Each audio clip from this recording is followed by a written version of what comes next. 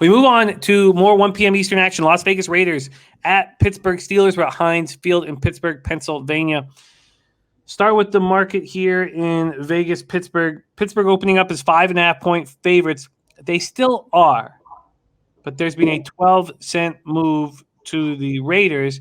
And now at Pinnacle, if you want Pittsburgh minus 5.5, they'll give you a plus 103. This total opened up at 48. It is now at 47. Now let's go to the cash here. 3,694 tickets in.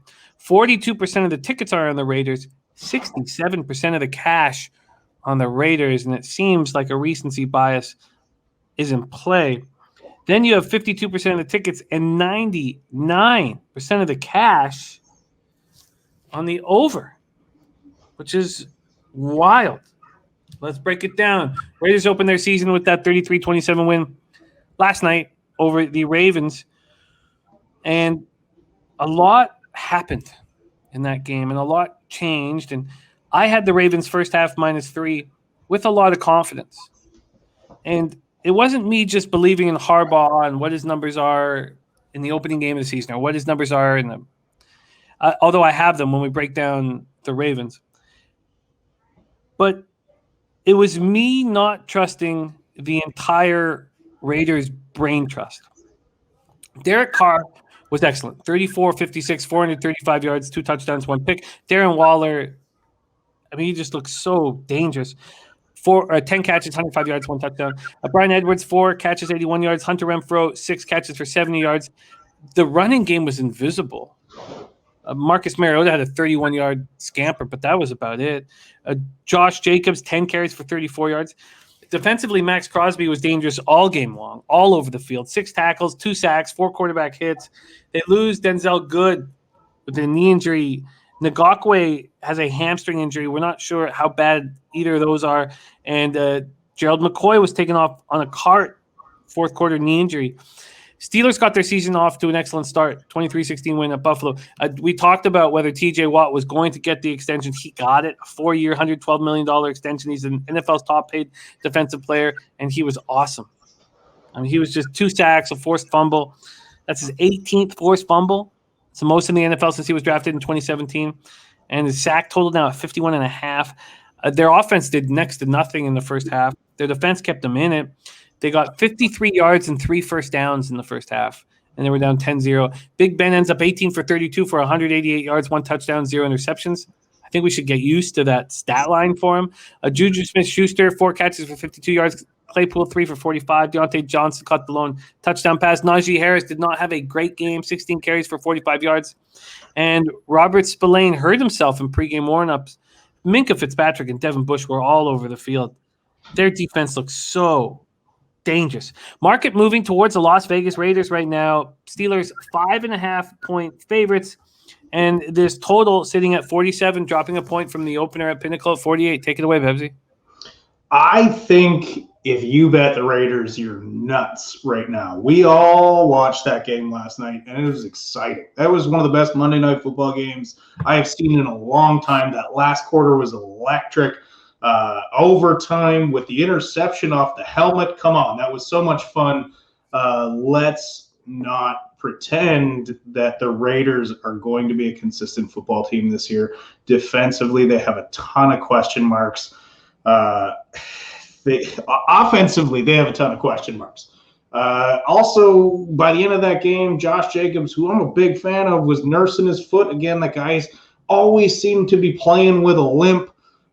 And 2 weeks in a row playing well for him never seems to materialize. What we saw from the Steelers is them weathering the storm against a very talented Buffalo team and then coming out and winning it and playing exactly the kind of football that they have to play with an aging Big Ben. It's just, dish, game manage. He doesn't have to do too much anymore. I want to see if this line moves a little bit. If you can get a little bit more, if people keep wanting to jump on the Raiders here, again, this is a week 1 overreaction. Everybody's got to breathe. This time of the year, you see something happen, you get so excited. I forget who was it Crystal Warren saying earlier, are we not forgetting how bad Tampa was at the start of the year last year, and they won the Super Bowl? It's week 1. Breathe, everyone. Schnitzel's other than Waller, who else catching the ball? He had almost 20 targets. I think the Steelers can slow him down. The Steelers shut down a very dangerous Bills offense. Are they going to then shut down this Raiders offense? Sorry, I do have to comment on this. Prince of the City saying, very nervous now. It's like Bebsie is reading everything I am writing and on the same side. I hate that we're on the same side right now. I feel nervous as hell about this, Prince of the City. We are normally doing this. Somehow we're on the same page right now. It'll change. We'll get back to our ways of butting heads. But for now, it seems we're on the same page. Do you think this Raiders offense is going to get shut down? I do think this Raiders offense is going to get shut down. Look, there was a ton of turmoil for this Ravens team going into the season. They lost not 1, not 2, but 3 running backs. Then they lost Marcus Peters. They really didn't seem to have much of a pass rush at all. So now you're coming up against the Steelers, who have a very, very happy TJ Watt right now. And just this defensive front in general for the Steelers. Devin Bush is back. They've got a nasty defensive group there, and I just don't think the Raiders are going to have as much fun this week against the Steelers. Do you expect more offense from the Steelers? Because Ben does not look capable of providing it. So is this over the spot to attack a 48-47? And look, I know that initially there's all this money on the over, but we're talking about 3,694 tickets. There's going to get to over 100,000 tickets. So is a Raiders team total under or a full game under in play? What are we looking at here for numbers? 47. But what's specifically the Raiders? I will pull that up right now. But what do you think of the full game at 47?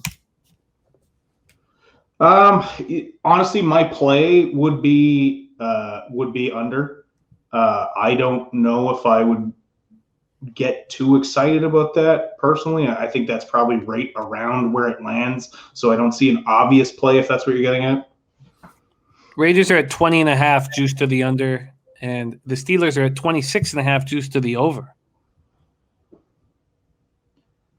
Sorry, say that again. I was scanning the chat there. Raiders are at 20.5 juice to the under, and the Steelers are at 26.5 juice to the over.